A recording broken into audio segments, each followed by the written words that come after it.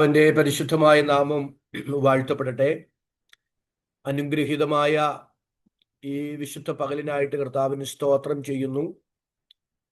അനുഗ്രഹീത ദൈവസഭയ്ക്ക് നേതൃത്വം കൊടുപ്പാൻ ദൈവത്താൽ നിയോഗിതനായ ബഹുമാന്യനായ കർത്താവിന്റെ ദാസൻ പാസ് വർഗീസ്, അദ്ദേഹത്തിന്റെ കുടുംബം, വിവിധ സ്ഥലങ്ങളിൽ നിന്നായി ഈ സൂം മീറ്റിംഗിൽ സംബന്ധിക്കുന്ന ബഹുമാന്യരായ സഹോദരി സഹോദരന്മാർ, മാതാപിതാക്കൾ, എല്ലാവർക്കും കർത്താവിൻ രക്ഷിതാവുമായ യേശുവിൻ്റെ വന്യപരിശുദ്ധ നാമത്തിൽ എൻ്റെ വിനീതമായ സ്നേഹവന്ദനം അറിയിക്കുന്നു. ശരീരം കൊണ്ട് ദൂരസ്ഥരെങ്കിലും ആത്മാവ് കൊണ്ട് സമീപസ്ഥരായി നമുക്ക് ഒരുമിച്ച് ദൈവത്തെ മഹത്വപ്പെടുത്തുവാനും ദൈവവചനം ധ്യാനിക്കാനും കർത്താവ് തരുന്ന അവസരത്തെ ഓർത്ത് ദൈവത്തിന് നന്ദി പറയുന്നു. വിശുദ്ധ തിരുവഴുത്തിലേക്ക് നിങ്ങളുടെ ശ്രദ്ധയെ തിരിക്കുന്നു. വിശുദ്ധ യോഹന്നാന്റെ സുവിശേഷം 13-ാം അധ്യായം അതിൻ്റെ 4-ാമത്തെ വാക്യം മുതൽ 10-ാം വാക്യത്തിന്റെ പ്രാരംഭ ഭാഗം വരെ ഒന്ന് വായിക്കുന്നു. വിശുദ്ധ യോഹന്നാന്റെ സുവിശേഷം 13-ാം അധ്യായം അതിൻ്റെ 4-ാം വാക്യം മുതൽ 10-ാം വാക്യത്തിന്റെ പ്രാരംഭ ഭാഗം വരെ. അത്താഴത്തിൽ നിന്ന് എഴുന്നേറ്റ് വസ്ത്രം ഊരിവെച്ച് ഒരു തുവർത്ത് എടുത്ത് അരയിൽ ചുറ്റി ഒരു പാത്രത്തിൽ വെള്ളം പകർന്നു ശിഷ്യന്മാർ കാൽ കഴുകുവാനും അരയിൽ ചുറ്റിയിരുന്ന തുണി കൊണ്ട് തുവർത്തുവാനും തുടങ്ങി. അവൻ ശിമോൻ പത്രോസിന്റെ അടുക്കൽ വന്നപ്പോൾ അവൻ അവനോട്, കർത്താവേ, നീ എൻ്റെ കാൽ കഴുകുന്നുവോ എന്ന് പറഞ്ഞു. യേശു അവനോട്, ഞാൻ ചെയ്യുന്നത് നീ ഇപ്പോൾ അറിയുന്നില്ല, പിന്നെ അറിയും എന്നുത്തരം പറഞ്ഞു. നീ ഒരു നാളും എൻ്റെ കാൽ കഴുകുകയില്ല എന്ന് പത്രോസ് പറഞ്ഞു. അതിന് യേശു, ഞാൻ നിന്നെ കഴുകാഞ്ഞാൽ നിനക്ക് എന്നോട് കൂടെ പങ്കില്ല എന്ന് ഉത്തരം പറഞ്ഞു. അപ്പോൾ ശിമോൻ പത്രോസ്, കർത്താവേ, എൻ്റെ കാൽ മാത്രമല്ല കൈയും തലയും കൂടെ കഴുകണമേ എന്ന് പറഞ്ഞു. കുളിച്ചിരിക്കുന്നവർക്ക് കാൽ അല്ലാതെ കഴുകുവാൻ ആവശ്യമില്ല, അവൻ മുഴുവനും ശുദ്ധിയുള്ളവൻ. മതി. വളരെ നന്ദി. നമുക്ക് വളരെ സുപരിചിതമായ ഒരു വേദഭാഗമാണ് ഈ പകലത്തെ വിചിന്തനത്തിന് ആധാരമായി നാം വായിച്ചു കേട്ടത്. നമ്മുടെ വാഴ്ത്തപ്പെട്ട കർത്താവ് ശിഷ്യന്മാരുമായി അന്ത്യത്താഴത്തിന് പെസഹ ആചരണത്തിന് ഒരു മുറിക്കകത്ത് സമ്മേളിക്കുമ്പോൾ അവിടെ നടന്ന കാര്യങ്ങളാണ് യോഹന്നാൻ ഇവിടെ പറയുക. അത് ഞാൻ സുവിശേഷ യോഗത്തിന്റെ പ്രാരംഭ രാത്രി നിങ്ങളോട് സൂചിപ്പിച്ചിരുന്നു. കർത്താവ് അത്താഴത്തിൽ നിന്ന് എഴുന്നേറ്റു, തന്റെ മഹത്വത്തിന്റെ മേൽവസ്ത്രം ഊരി മാറ്റി അരയിൽ ഒരു തുവർത്തെടുത്ത് ചുറ്റി പാത്രത്തിൽ വെള്ളമെടുത്ത് ശിഷ്യന്മാരുടെ പാദങ്ങൾ കഴുകുകയാണ്. അത് ഓരോന്നായി പിന്നീട് ഞാൻ വ്യക്തമാക്കാം. അങ്ങനെ കർത്താവ് ശിഷ്യന്മാരുടെ പാദങ്ങൾ കഴുകി കഴുകി കഴുകി കഴുകി കഴുകി ചെല്ലുമ്പോൾ പത്രോസിന്റെ അടുക്കലെത്തി. ഇതിനോട് മാനസികമായി പൊരുത്തപ്പെടാൻ കഴിയാതെ ആശ്ചര്യ പരതന്ത്രനായി പത്രോസ് കർത്താവിനോട് ചോദിക്കുന്നു, കർത്താവേ, അങ്ങന്റെ കാൽ കഴുകുന്നുവോ? ഞാൻ ഒരു നാളും അതിന് സമ്മതിക്കുകയില്ല. അപ്പൊ അങ്ങന്റെ കാൽ കഴുകുന്നുവോ എന്ന് ദയനീയമായി പത്രോസ് ചോദിക്കാൻ കാരണം, അന്നത്തെ സാമൂഹിക പശ്ചാത്തലം അനുസരിച്ച് അനേകം യജമാനന്മാരുടെ കാലുകൾ ദാസന്മാര് കഴുകുന്നത് പത്രോസ് കണ്ടിട്ടുണ്ട്. അനേകം ഗുരുക്കന്മാരുടെ കാലുകൾ ശിഷ്യന്മാര് കഴുകുന്നത് പത്രോസ് കണ്ടിട്ടുണ്ട്. ഇവിടെ ഇതാ എല്ലാവരുടെയും യജമാനൻ, സകലരുടെയും ഗുരുനാഥൻ ശിഷ്യന്മാരുടെ പാദങ്ങൾ കഴുകുന്നു. അതിനോട് മാനസികമായി പൊരുത്തപ്പെടാൻ ത്രാണിയില്ലാതെയാണ് പത്രോസ് പറയുക, കർത്താവേ, അങ്ങന്റെ കാൽ കഴുകുന്നുവോ? അതിന് യേശു പറയുന്ന 2 ശ്രദ്ധേയമായ മറുപടികളുണ്ട്. അതിലൊരു മറുപടിയാണ് ഇന്ന് പകൽ നാം ഒരുമിച്ച് ധ്യാനിക്കുന്നത്. നമ്മുടെ ക്രിസ്തീയ ജീവിതത്തിൽ നാം ഏറ്റവും അത്യന്താപേക്ഷിതമായി അറിഞ്ഞിരിക്കേണ്ടുന്ന ഒരു യാഥാർത്ഥ്യത്തിലേക്ക് നിങ്ങളെ കൊണ്ടുവരാൻ നമുക്ക് ഒരുമിച്ച് പോകാനാണ് ഞാൻ ആഗ്രഹിക്കുന്നത്. കർത്താവ് പത്രോസിനോട് പറയുന്നു, പത്രോസേ, ഞാൻ നിന്നെ കഴുകുന്നില്ലെങ്കിൽ നിനക്ക് ഞാനുമായി ഒരു പങ്കുമില്ല. ഒന്നുകൂടെ പറയാം. അതിന്റെ യേശുവിനോട്, നീ ഒരു നാളും എൻ്റെ കാൽ കഴുകിയില്ല എന്ന് പത്രോസ് പറഞ്ഞു. അതിന് യേശു, ഞാൻ നിന്നെ കഴുകാഞ്ഞാൽ നിനക്ക് എന്നോടുകൂടെ പങ്കില്ല എന്നുത്തരം പറഞ്ഞു. പ്രിയപ്പെട്ടവരെ, ആത്മീയതയുടെ മാനദണ്ഡം എന്താണ്? ഭക്തിയുടെ അളവുകോൽ എന്താണ്? ദൈവവുമായുള്ള നമ്മുടെ ബന്ധത്തിന്റെ മാനദണ്ഡം എന്താണ്? ഭക്തിയുടെ അളവുകോലായി, ആത്മീകതയുടെ മാനദണ്ഡമായി, ദൈവവുമായുള്ള ബന്ധത്തിന്റെ തെളിവായി നിർഭാഗ്യവശാൽ പലരും ധരിച്ചു വച്ചിരിക്കുന്നത് ഭൗതിക നന്മകളുടെ ഏറ്റക്കുറച്ചിലാണ്. എന്നാൽ വളരെ വിനയത്തോടെ ഇന്ന് പകൽ ഞാൻ നിങ്ങളോട് പറയാൻ ആഗ്രഹിക്കുന്ന സന്ദേശം ഇതാണ്: ആത്മീകതയുടെ മാനദണ്ഡം, ഭക്തിയുടെ അളവുകോൽ, ദൈവവുമായുള്ള ബന്ധത്തിന്റെ തെളിവ് ഭൗതിക നേട്ടങ്ങൾ എന്നതിനപ്പുറത്ത് കർത്താവിങ്കിൽ നിന്ന് പ്രാപിക്കുന്ന ആഴമായ കഴുകലാണ്. എത്ര പേർക്ക് ആ വാക്കിന് അതരം തുറന്ന് ദൈവത്തിന് ആമേൻ പറയാൻ കഴിയും?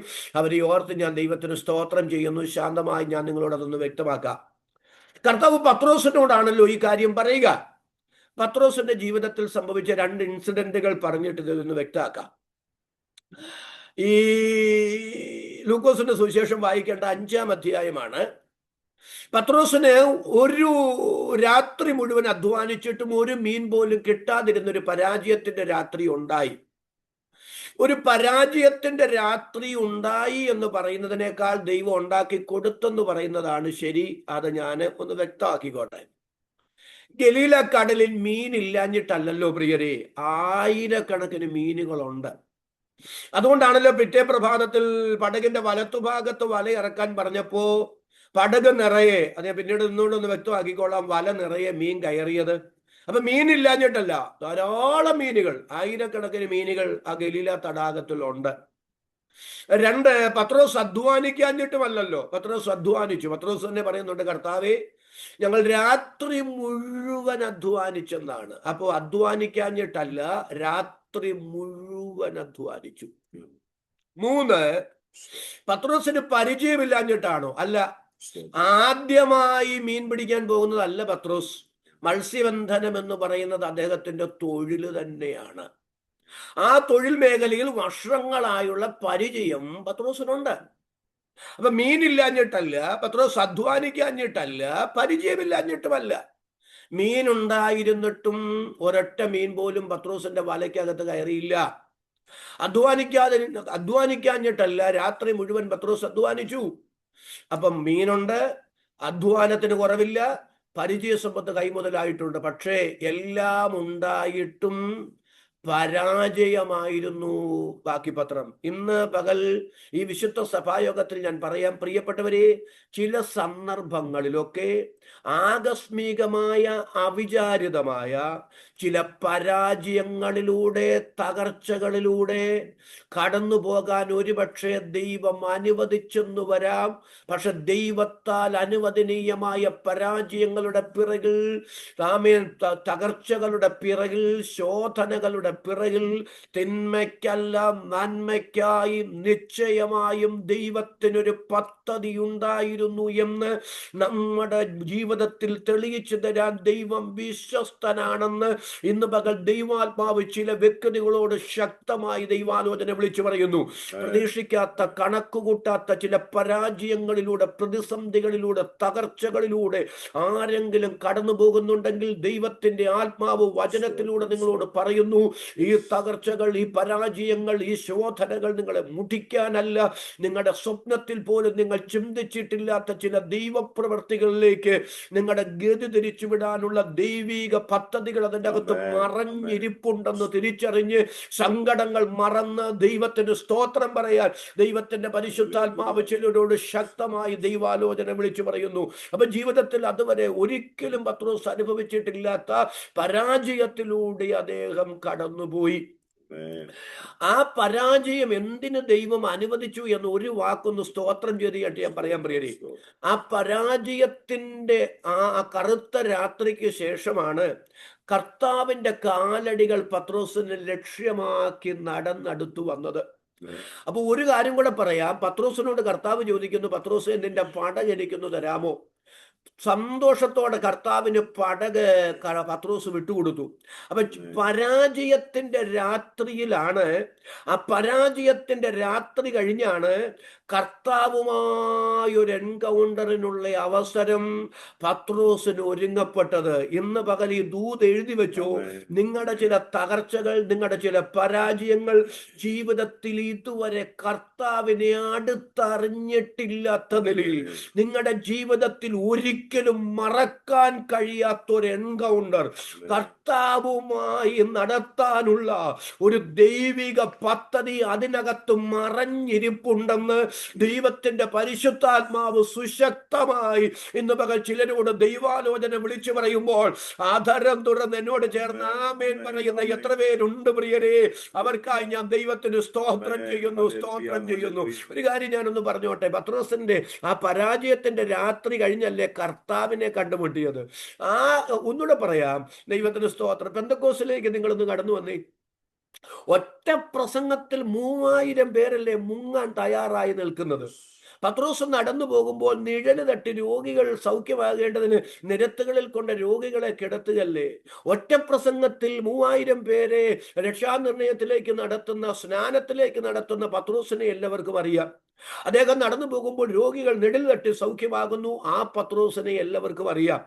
പക്ഷെ ഞാൻ പറയാം, പെന്തക്കോസിന്റെ പ്രസംഗകനായി പത്രോസ് മാറിയത്, നിഴല് തട്ടി രോഗികൾ സൗഖ്യമാകത്തക്ക നിലയിൽ ഈ ദൈവ മനുഷ്യൻ എല്ലാവരാലും അറിയപ്പെട്ടതിന്റെ കാരണം ആരോരും അറിയപ്പെടാത്തവനായി, ഒരു മത്സ്യബന്ധന തൊഴിലാളിയായി, പ്രതീക്ഷിക്കാത്ത പരാജയം ജീവിതത്തിൽ അനുഭവിച്ചു പോയപ്പോൾ അന്ന് പത്രോസിന് മനസ്സിലായില്ല കേട്ടോ, ഈ പരാജയത്തിന്റെ രാത്രി ദൈവം അനുവദിക്കുന്നത് പെന്തക്കോസിന്റെ പ്രസംഗകനാക്കാൻ ദൈവത്തിന്റെ കളമൊരുക്കലാണ്.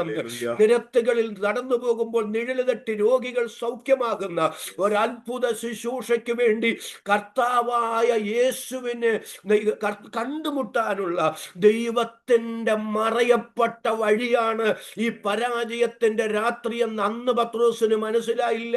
പക്ഷെ കാലമേറെ മുൻപോട്ട് പോയി പിറകോട്ടിറങ്ങി തിരിഞ്ഞു ചിന്തിച്ചപ്പോഴാണ് മനസ്സിലായത്, ആ പരാജയത്തിന്റെ രാത്രി ആകസ്മികമായി ജീവിതത്തിൽ സംഭവിച്ചതല്ല, ദൈവം അറിഞ്ഞുകൊണ്ട് സമ്മാനിച്ചതാണ്. കാരണം ആ പരാജയത്തിന്റെ രാത്രി അറിഞ്ഞുകൊണ്ട് എന്റെ ദൈവം അനുവദിച്ചത് കൊണ്ടാണ് എന്റെ നാഥനുമായി ഒരു എൻകൗണ്ടർ ജീവിതത്തിൽ ഹല്ലേലൂയ നേടാനായിട്ട് കഴിഞ്ഞത്. ഇന്ന് പകൽ ദൈവാത്മാവിനോട് ശക്തമായി പറയുന്നു, സങ്കീർത്തനക്കാരൻ പറയുന്നത് പോലെ, ഞാൻ കഷ്ടതയിലായത് എനിക്ക് ഗുണമായി.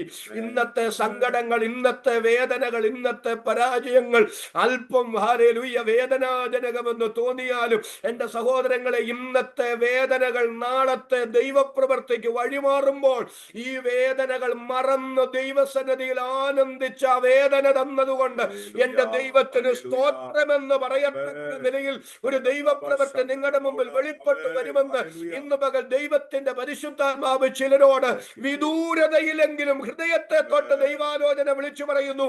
അതരങ്ങൾ തുറന്ന് എന്നോട് ചേർന്ന് ആമേൻ പറയുന്ന എത്ര പേരുണ്ട്? അവർക്കായി ഞാൻ ദൈവത്തെ സ്തുതിക്കുന്നു. യേശുവിന്റെ നാമത്തിൽ അതങ്ങനെ സംഭവിക്കട്ടെ. ദൈവത്തിന് നന്ദി. ജോസ് മാത്യു ബ്രദർ സങ്കീർത്തന പ്രബോധനത്തിൽ ഞാൻ സൂമിലേക്ക് കയറുമ്പോൾ അത് കേട്ടോണ്ടാണ് കയറിയത്. ദൈവത്തിന് സ്തോത്രം. പ്രിയപ്പെട്ടവരെ, ജീവിതത്തിൽ ചില വഴികൾ, ചില പ്രതിസന്ധികൾ, ചില തടസ്സങ്ങൾ, ജീവിതത്തിന്റെ സന്തോഷം കെടുത്തുന്ന ചില സന്ദർഭങ്ങളൊക്കെ ഉണ്ടാകുമ്പോൾ ദൈവസന്നിധിയിൽ മുട്ടുകുത്താൻ ആ സമയമായി എന്ന് ചിന്തിച്ചു കൊള്ളണം എന്ന് അദ്ദേഹം പറഞ്ഞു. ദൈവത്തിന് സ്തോത്രം. ഞാൻ അതിനോടൊന്ന് ചേർത്ത് വെക്കുകയാണ്. ജീവിതത്തിൽ ചില പരാജയങ്ങൾ, ചില തകർച്ചകൾ സംഭവിക്കുമ്പോൾ ഓർത്തോണം, ദൈവവുമായി ഒരാഴമായ ബന്ധത്തിലേക്ക് നമ്മെ അടുപ്പിക്കാനുള്ള ദൈവത്തിന്റെ സമയമായി. എന്നോട് ചേർന്ന് ആധനങ്ങൾ തുറന്ന് ദൈവത്തിന് ആമേൻ പറയാൻ കഴിയും. ഞാൻ അതിനോട് ചേർത്തൊരു ചെറിയ ഉദാഹരണം പറഞ്ഞോട്ടെ. മുടിയൻ പുത്രൻ എന്ന് നാം വിളിക്കുന്ന അപ്പന്റെ ഇളയ മകൻ, ഒരിക്കലും അദ്ദേഹം മുടിയൻ പുത്രൻ അല്ല. ആ ഉപമ ശാന്തമായി നമ്മൾ പഠിച്ചാൽ, മൂത്ത പുത്രനെയാണ് അവിടെ വില്ലനായിട്ട് അവതരിപ്പിക്കുന്നത്. അതുകൊണ്ട് ഞാനൊന്ന് പറഞ്ഞോട്ടെ, അതൊന്ന് പറഞ്ഞ് നിങ്ങൾക്ക് മനസ്സിലാക്കി തരാൻ എനിക്കൊരു ആഗ്രഹമുണ്ട്. കാരണം ആ ഉപമയിൽ കർത്താവ് പറയുന്നത്, കർത്താവ് ചുങ്കക്കാരോടും പാപികളോടും കൂടെ ഭക്ഷണം കഴിക്കുന്നതിൽ പരീശന്മാര് യഹൂദന്മാര് കർത്താവിനെ നഖശിഖാന്തം എതിർത്തു. അവരോടുള്ള മറുപടിയായിട്ടാണ് കർത്താവ് ആ ഉപമ പറയുന്നത്. ആ ഉപമയിൽ പറയുന്ന ഇളയ പുത്രൻ എന്ന് പറയുന്നത് ചുങ്കക്കാരും പാപികളുമാണ്. ആ ചുങ്കക്കാരും പാപികളും എന്ന് പറയാൻ കാരണം അത് നമ്മളാണ്. അതായത് ഈ ജാതികളായ കർത്താവായ യേശു ക്രിസ്തുവിന്റെ കൃപയിലേക്ക് വരാനിരിക്കുന്ന ജാതികളെയാണ് ആ ഇളയ പുത്രനായിട്ട് അവതരിപ്പിക്കുന്നത്. എന്നാൽ മൂത്ത പുത്രൻ, അവിടുത്തെ ആ മൂത്ത പുത്രൻ എന്ന് പറയുന്നത് ഈ പരീശന്മാരാണ്, യഹൂദ മതമണ്ഡലമാണ്. അവരകത്ത് കയറിയിട്ടില്ല, അല്ലെ? ആ മൂത്ത പുത്രൻ അകത്ത് കയറിയില്ല. അപ്പം വന്ന് അപേക്ഷിച്ചിട്ടും അവൻ വെളിയിൽ തന്നെ നിൽക്കുകയാണ്. അത് പറഞ്ഞാണ് ആ ഉപമ അവിടെ അവസാനിപ്പിക്കുന്നത്. അപ്പൊ കർത്താവ് അവിടെ ഈ മൂത്ത പുത്രനെ യഹൂദ മതമണ്ഡലത്തോട്, ഈ പരീശ മനോഭാവക്കാരോട് കർത്താവ് അവരെ ഉപമിക്കുകയാണ്. എന്നാൽ ജാതികളായ നമ്മളെയാണ് അവിടെ ദൈവത്തിന് സ്തോത്രം എന്ന് പറഞ്ഞാൽ കർത്താവിനെ രക്ഷിതാവായി സ്വീകരിച്ചു മാനസാന്തരപ്പെട്ട് ദൈവകൃപയിലേക്ക് വരാനിരിക്കുന്ന ജാതീയ സമൂഹത്തെ കർത്താവ് അവിടെ ഇളയ പുത്രനോട് ബന്ധപ്പെട്ട് അവതരിപ്പിക്കുകയാണ്. അതാണ് ആ ഉപമയുടെ സാരാംശം, അതാണ് ആ ഉപമയുടെ രത്നചുരുക്കം. എനിവേ, ഞാൻ ആ ഭാഗത്തേക്കല്ല പോകുന്നത്, ഒരു ചിന്ത പറയാനായിട്ടാണ്. അപ്പൊ ഈ ഇളയ പുത്രൻ വിദൂരതയിലേക്ക് പോയല്ലോ. വിദൂരതയിലേക്ക് പോയിട്ട് ഉണ്ടായിരുന്നതെല്ലാം അവൻ നശിപ്പിച്ചു. ദേശത്തൊരു വലിയ ക്ഷാമം വന്നു. ക്ഷാമം വന്നപ്പോഴാണ് അവന്റെ പേഴ്സിൽ ഒന്നുമില്ല. അവന് ഒന്നുമില്ലാതെ വന്നപ്പോൾ അതുവരെ അവന്റെ കൂടെ ഉണ്ടായിരുന്നവരെല്ലാം അവനെ ഇട്ടേച്ചു പോയി. അവനൊരു തൊഴിൽ കൂടിയേ പറ്റൂ, കാരണം അവന് ജീവിക്കാൻ യാതൊരു നിർവാഹവുമില്ല. അവസാനം ഒരു തൊഴിൽ അന്വേഷിച്ച് ചെന്ന് കിട്ടിയതൊരു ക്രൂരനായ യജമാനനെയാണ്. ആ യജമാനൻ എത്ര ക്രൂരനാണെന്ന് നിങ്ങൾ ചിന്തിച്ചു നോക്കി. ഇവൻ ആഹാരം കൊടുക്കുന്നില്ലെന്ന് മാത്രമല്ല, പന്നി തിന്നുന്ന വാളവര കൊണ്ട് പോലും പന്നിക്ക് ആഹാരം കൊടുക്കും, പക്ഷെ ഇവന് കൊടുക്കില്ല. പന്നി തിന്നുന്ന മനുഷ്യൻ പന്നി തിന്നുന്ന വാളവര കൊണ്ട് പോലും ജീവിക്കാൻ അനുവദിക്കാത്തൊരു ക്രൂരനായ യജമാനൻ. ഒരിക്കലും ഒരു യഹൂദൻ അംഗീകരിക്കാൻ കഴിയാത്ത പന്നി വളർത്തൽ, അതാണ് അവന്റെ പന്നിയെ മേയ്ക്കുക, അതാണ് അവന്റെ തൊഴിൽ. അപ്പൊ ഒന്ന് ഓർത്ത് നോക്കി, എത്രമാത്രം പരിതാപകരമായ നിലയിലേക്ക് അവൻ തകർന്നു. പക്ഷെ എൻ്റെ ചോദ്യം, ഞാനൊരു ചിന്ത പറയാനായിട്ടാണ്. ആ തൊഴിൽ നഷ്ടം, പണനഷ്ടം, ആ കൂട്ടുകാരെല്ലാവരും കഷ്ടകാലത്ത് ഇട്ടേച്ചു പോയതിന്റെ ഒറ്റപ്പെടുത്തപ്പെടല്, ക്രൂരമായ യജമാനൻ എൻ്റെ അടുക്കൽ ചെന്നത്, അവന് ആഹാരം കിട്ടാതിരുന്നത്, വിശപ്പ് എന്താണെന്ന് അതിൻ്റെ ആഴത്തിൽ അവൻ അറിഞ്ഞത് ആ തകർച്ചയിലാണ്. പക്ഷെ അവിടെ വെച്ച് അവന് സുബോധം വന്നത്, അവിടെ വെച്ചാണ് അവൻ അപ്പന്റെ വീടിനെ കുറിച്ച് ചിന്തിച്ചത്. അവിടെയാണ് അപ്പന്റെ വീട്ടിൽ കൂലിക്കാര് തിന്ന് ശേഷിപ്പിക്കുന്നതിനെ കുറിച്ചുള്ള ആ ബോധ്യം അവനുണ്ടായത്. ആ തകർച്ചയാണ്, ആ സങ്കടമാണ്, ആ ഒറ്റപ്പെടുത്തപ്പെടലാണ്, ആ വഴി അടയ്ക്കലാണ് അപ്പന്റെ വീട്ടിലേക്ക് അവനെ മടക്കി വരുത്തിയതും അപ്പനുമായി ആഴമായൊരു സ്നേഹ കൂട്ടായ്മ ബന്ധത്തിലേക്ക്. ഇനി ഒരിക്കലും അപ്പനിൽ നിന്ന് അകലാൻ കഴിയാത്ത, അപ്പന്റെ വീട്ടിൽ നിന്ന് ഒരിക്കലും വിട്ടുപോകാൻ കഴിയാത്ത നിലയിൽ, ഒരിക്കലും അപ്പനുമായുള്ള ബന്ധത്തിൽ നിന്ന് ഒന്നിനും പറിച്ചറിയാൻ കഴിയാത്ത നിലയിൽ അപ്പനുമായി അവനെ ആഴമായി അടുപ്പിച്ചത് ജീവിതത്തിൽ സംഭവിച്ച ആ തകർച്ചയാണെങ്കിൽ, ആ ശോധനയാണെങ്കിൽ, ആ വഴി അടഞ്ഞതാണെങ്കിൽ, ദൈവത്തിന് സ്തോത്രം. ഇന്ന് പകൽ ഞാൻ ആത്മനിയോഗത്തോടെ, ഞാൻ ഇവിടെയാണ്, വിദൂരതയിലാണ് ഇരിക്കുന്നതെങ്കിലും നിങ്ങളുടെ മുമ്പിൽ നിന്ന് ദൈവത്തിന്റെ വചനം പ്രസംഗിക്കുന്നത് പോലെ ആത്മാവിൽ സന്തോഷിച്ച് ഞാൻ വിളിച്ചു പറയുകയാണ്. എന്റെ മാന്യ സഹോദരി സഹോദരന്മാരെ, നിങ്ങളുടെ ജീവിതത്തിൽ ഒരിക്കലും അപ്പനിൽ നിന്ന് അകലാൻ കഴിയാത്ത, അപ്പനെ ഒരിക്കലും അപ്പനിൽ നിന്ന് വിട്ടുപോകാൻ കഴിയാത്ത, അപ്പനുമായി ദൈവവുമായി നിങ്ങളെ ആഴമായൊരു സ്നേഹ കൂട്ടായ്മ ബന്ധത്തിലേക്ക് ഒരിക്കലും ആർക്കും പറിച്ചറിയാൻ കഴിയാത്ത, ഒന്നുകൂടെ പറയാം, പൗലോസ് പറയുന്നത് പോലെ, ക്രിസ്തുവിന്റെ സ്നേഹത്തിൽ നിന്ന് നമ്മെ വേർപിരിക്കുന്നത് ആരെന്ന് ചോദിക്കത്തക്ക നിലയിൽ ദൈവവുമായുള്ള ഒരാഴമായ ബന്ധത്തിലേക്ക് നിങ്ങളെയും എന്നെയും കൊണ്ടുവരുവാൻ ചില ശോധനകൾ എന്റെ ദൈവം അനുവദിക്കുമ്പോൾ, അത് പിറുപിറുക്കാതെ എന്റെ അപ്പനോട് എന്നെ അടുപ്പിക്കാനുള്ള ദൈവത്തിന്റെ അനുഗ്രഹത്തിന്റെ വഴിയാണ്. എന്റെ അപ്പൻ എന്നെ കുറിച്ചുള്ള തന്റെ പദ്ധതിക്ക് വേണ്ടി എന്നെ കളമൊരുക്കുകയാണ്. ഈ പ്രതിസന്ധിയിൽ നിന്ന് തിരിച്ചറിഞ്ഞ് ആദരം തുറന്ന് ദൈവത്തിന് ആമേൻ പറയുന്ന എത്ര പേര് ഇവിടെയുണ്ട്? അവർക്കായി ഞാൻ ദൈവത്തെ സ്തുതിക്കുന്നു. ദൈവത്തിന്റെ പരിശുദ്ധാത്മാവ് അതിശക്തമായി നമ്മോട് ഇടപെടുകയാണ്. അപ്പൊ പത്രോസിന്റെ ജീവിതത്തിൽ ആ പരാജയത്തിന്റെ രാത്രി അറിഞ്ഞുകൊണ്ട് ദൈവം അനുവദിച്ചതാ. അറിഞ്ഞുകൊണ്ട് ആ പരാജയത്തിന്റെ രാത്രി കൊടുത്തത് കൊണ്ടാണ് പത്രോസ് കർത്താവിനെ കണ്ടുമുട്ടിയത്. അടുത്ത ചിന്തയിലേക്ക് ഞാൻ വരാം. പ്രസംഗിച്ച് ആ പടകിൽ കർത്താവ് കയറി. പത്രോസ് പടക് കർത്താവിന് സന്തോഷത്തോടെ കൊടുത്തു. കർത്താവ് പറഞ്ഞു, പത്രോസേ, നിന്റെ പടക് കരയിൽ നിന്ന് അല്പം കൂടെ ഒന്ന് നീക്കാമോ? പത്രോസ് അതും ചെയ്തു കൊടുത്തു. കർത്താവ് പുരുഷാരത്തോട് മണിക്കൂറുകൾ ദൈവവചനം പ്രസംഗിച്ചു. അനന്തരം പത്രോസിനോട് പറഞ്ഞു, പത്രോസേ, പടകിന്റെ വലത്തുഭാഗത്ത് വലയിറക്ക. പത്രോസ് വലയിറക്കി. അടുത്ത ശ്രദ്ധിച്ചു, വല കീറുമാറ്. തന്റെ പടക് മാത്രമല്ല, കൂട്ടാളികളുടെ പടകും കൂടെ മാടി വിളിച്ച് 2 പടകും മുങ്ങുമാറ്. ഞാൻ പലപ്പോഴും ചിന്തിച്ചിട്ടുണ്ട്, അതിനെ വല കീറുമാറ് കൊടുത്തത്. കീറിയില്ല, കീറുമാറ്. പടകും മുങ്ങുമാറ്. അതെന്നിട്ട് അങ്ങനെ കൊടുത്തേ? മീനങ്ങ് കൊടുത്താ പോരെ? അവന്റെ മാത്രമല്ല, കൂട്ടാളികളുടെ പടകും കൂടെ മാടി 2 പടകും മുങ്ങുമാറ്. ഈ വല കീറുമാറ് അങ്ങനെ കൊടുക്കാൻ ഒരു കാരണമുണ്ട്. എന്താ കാണുമെന്ന് അറിയാവോ? പ്രിയപ്പെട്ടവരെ, ഞാൻ പലപ്പോഴും ചിന്തിക്കാറുണ്ട്, പത്രോസിന്റെ സ്ഥാനത്ത് വേറെ ആരാണ്? നമ്മളെ തന്നെ ഒന്ന് ചിന്തിച്ച്. ഓരോ പ്രാവശ്യവും വല ഇറക്കിയിട്ട് ഒരു റിസൾട്ടും ഇല്ല. നമ്മളൊക്കെ ആണെങ്കിൽ പല പ്രാവശ്യം വല വീശി മീൻ കിട്ടാതെ വരുമ്പോൾ വലയെ വലിച്ചെറിഞ്ഞിട്ട് നമ്മൾ നമ്മുടെ പണി നോക്കി പോകും. കടുത്ത മാനസിക സമ്മർദ്ദത്തിന് വിധേയരായി മാറുമല്ലേ? കാരണം ഒരൊറ്റ മീൻ പോലും കിട്ടുന്നില്ല രാത്രി. പക്ഷെ ഞാനൊരു കാര്യം പറയാണ്, പത്രോസ് അധ്വാനിച്ചിട്ടും റിസൾട്ട് ഒന്നും കിട്ടിയില്ല. പക്ഷേ റിസൾട്ട് ഇല്ല എന്നുള്ളത് കൊണ്ട് ഉത്തരവാദിത്വം വലിച്ചെറിഞ്ഞില്ല. ഒരാമേൻ ഒന്ന് സന്തോഷത്തോടെ പറയാമോ? കർത്താവേ, ഞങ്ങൾ രാത്രി മുഴുവൻ അധ്വാനിച്ചെന്നാണ്. റിസൾട്ട് ഇല്ലാതിരുന്നിട്ടും അധ്വാനം നിർത്തിയില്ല.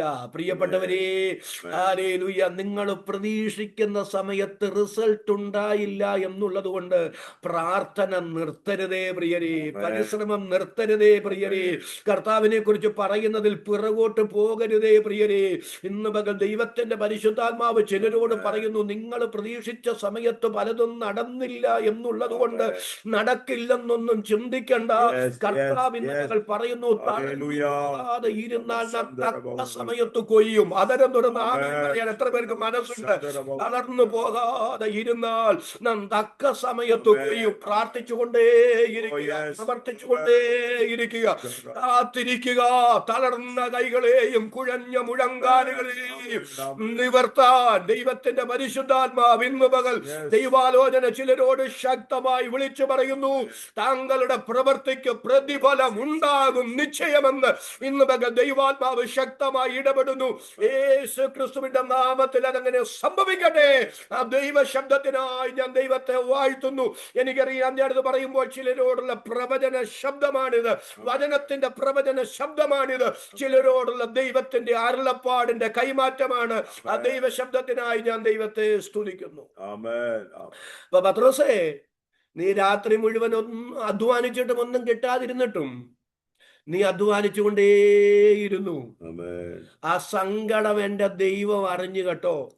ഒരു രാത്രിയുടെ പരാജയത്തെ നികത്താൻ എന്റെ ദൈവം തീരുമാനിച്ചപ്പോൾ 9 രാത്രി അധ്വാനിച്ചാലും കിട്ടാത്ത നന്മ നിന്റെ വലയ്ക്കകത്ത്, നിന്റെ പടകിനകത്ത് തന്ന് എന്റെ ഇന്നലെയുടെ പരാജയത്തിന്റെ കയ്പ് മറക്കത്തക്ക നിലയിൽ എനക്ക് വേണ്ടി അത്ഭുതം ചെയ്യാൻ എന്റെ ദൈവത്തിന് കഴിയും.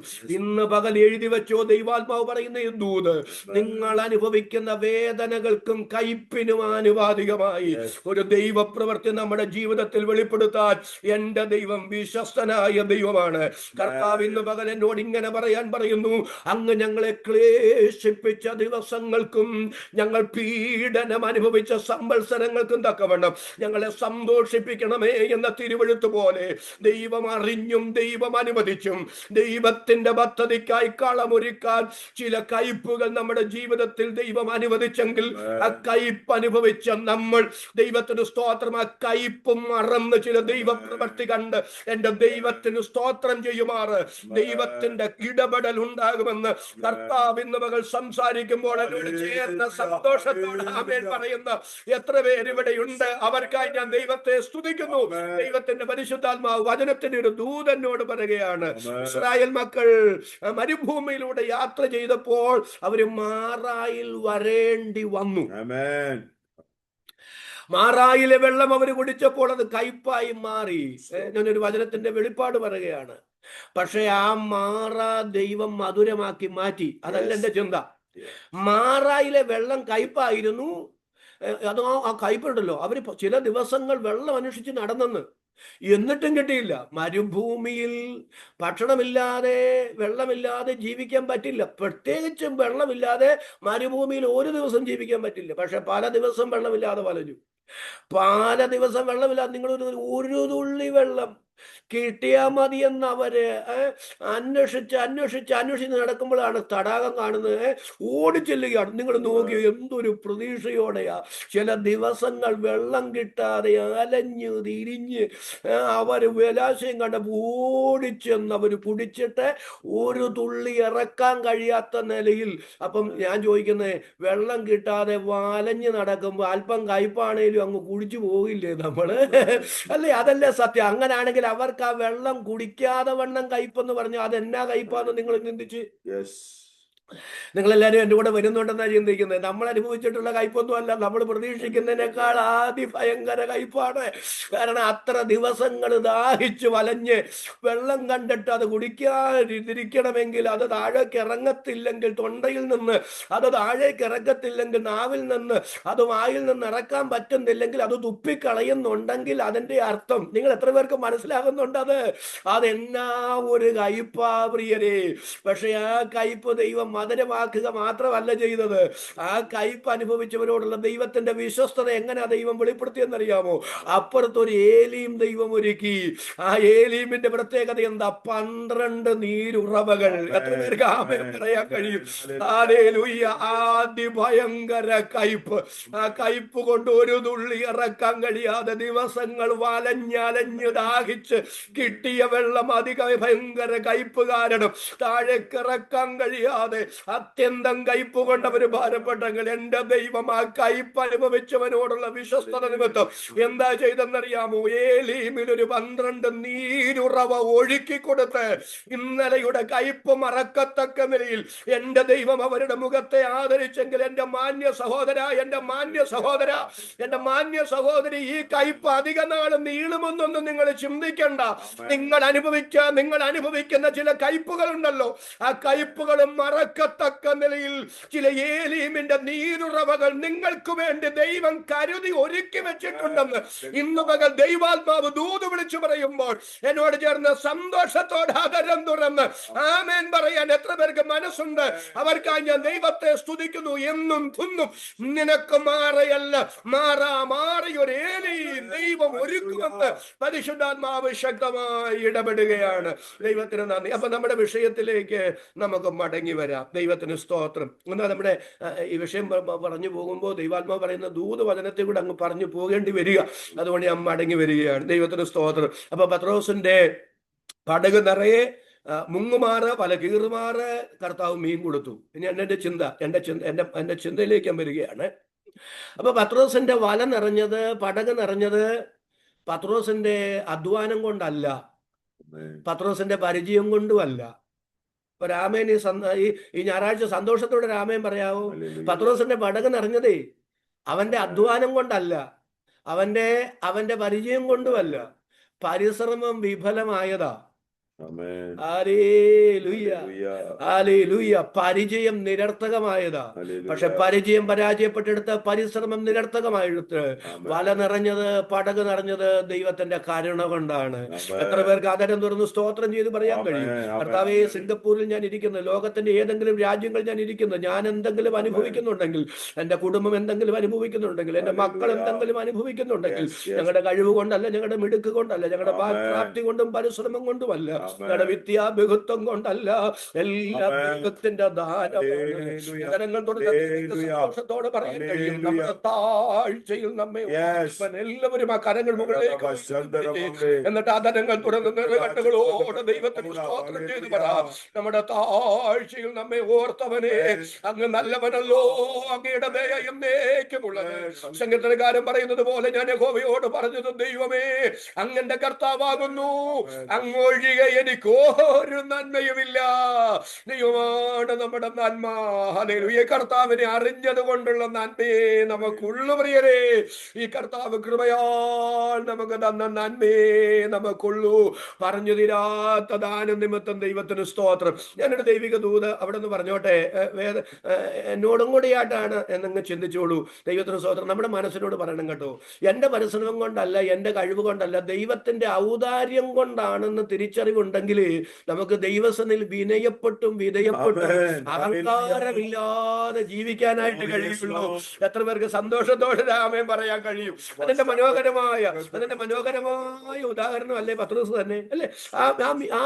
ആ മീൻകൂട്ടം തന്റെ പടകിനകത്തും വലയ്ക്കകത്തും നിറഞ്ഞപ്പോ പത്രോസ് കർത്താവിനോട് പറയാ, കർത്താവേ ഞാൻ പാപിയായ ഒരു മനുഷ്യനാണേ, എന്നെ വിട്ടുപോകണമേ.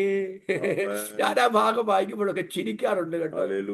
ഞാനായിരുന്നു പത്രോസിന്റെ സ്ഥാനത്തെങ്കിൽ കർത്താവിനോട് പറഞ്ഞേനെ, കർത്താവേ നാളെയും ഇവിടേക്ക് തന്നെ വരണേ, നാളെയും ഇവിടേക്ക് തന്നെ വരണേ.